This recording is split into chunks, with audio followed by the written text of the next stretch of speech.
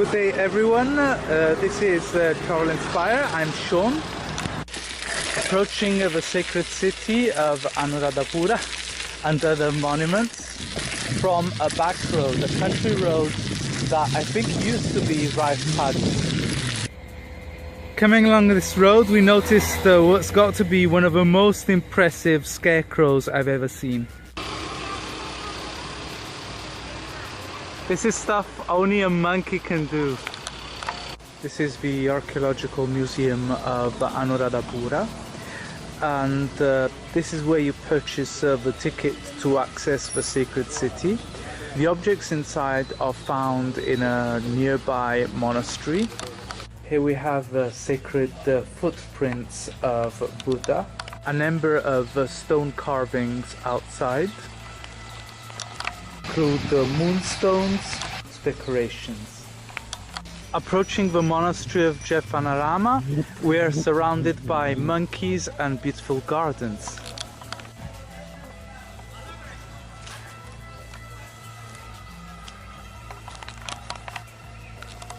This pond is unique to this monastery. Usually Buddhist monasteries don't have ponds. So archaeologists figured the water was used for ritual purpose, but the pond itself is also an artistic creation. We have just discovered the ancient male and female toilets.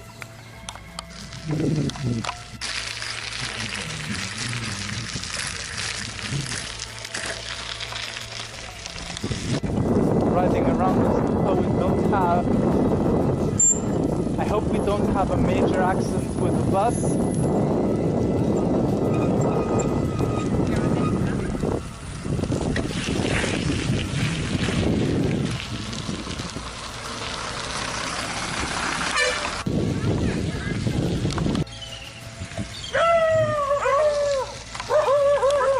At the base of the stupa, we're greeted by a cobra and a hermaphrodite figure. I have a girl in the picture to give you some context, but in person the stupa is much bigger than on video. It looks as big as a pyramid. A group of children are writing down an essay, presumably on their visit. This side of the stupa has a facade with a statue of Buddha. I'm just going to show you the pool. Take a closer look. Of course, water is a symbol of purity.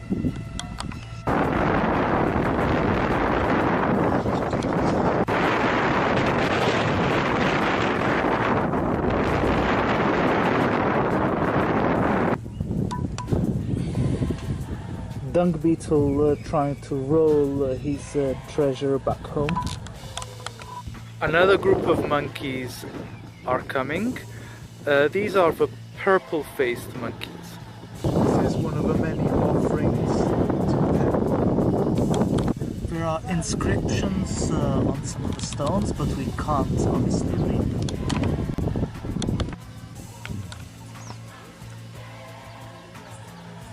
The monkeys also appreciate the flower offerings to the temple. They're eating them.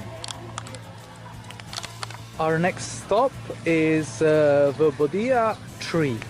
On entrance, people are asked to dress in white if possible, as a form of respect for this sacred site.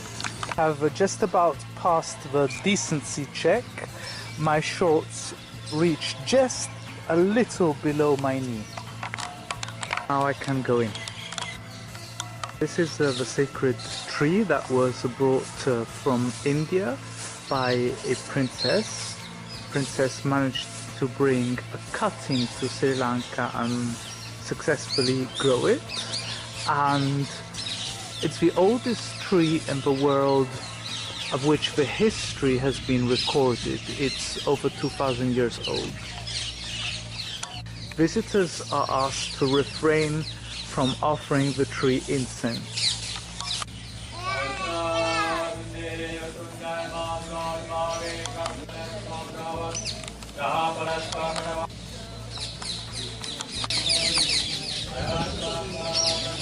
It's really something different from the form of religion we are used to in the West, to pray open air, out loud, in the elements, feel the wind, look at the sky, feel the heat, the rain, and pray at something sacred, but not made of stone, not a living being, a tree.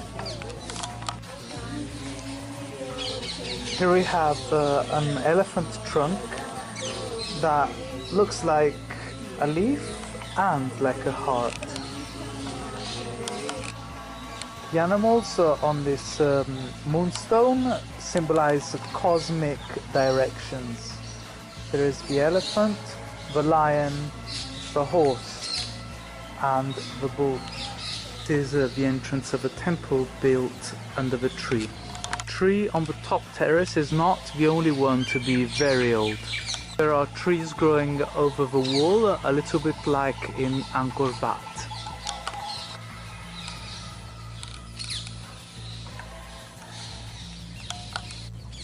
Inside our last site for today, the Garden of Pleasure, or Royal Gardens.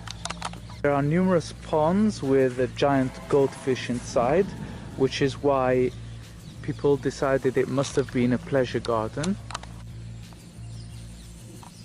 This is a garden where legend has it that a prince met a woman with whom he fell in love, but she wasn't a princess, so this lost him the right to the crown.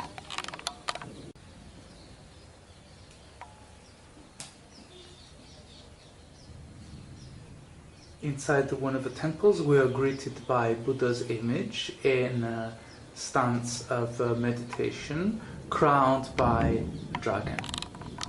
A kind of concession to our visit was that if it should rain, we're allowed to wear something on our head. Lots and lots of bats in here. Starting from the fact that bats are mice with wings, we'll offer them some cheese. To the top of a rock, another rock climbing adventure.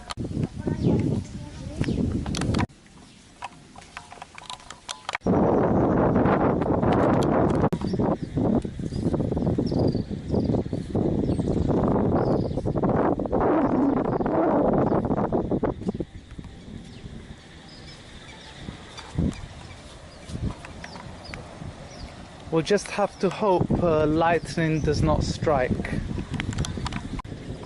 So this is what it feels like to admire a stupa from top to bottom. In front of us, from the top of the rock, we can see a ginormous lake. This is the highlight of the museum. The two lovers.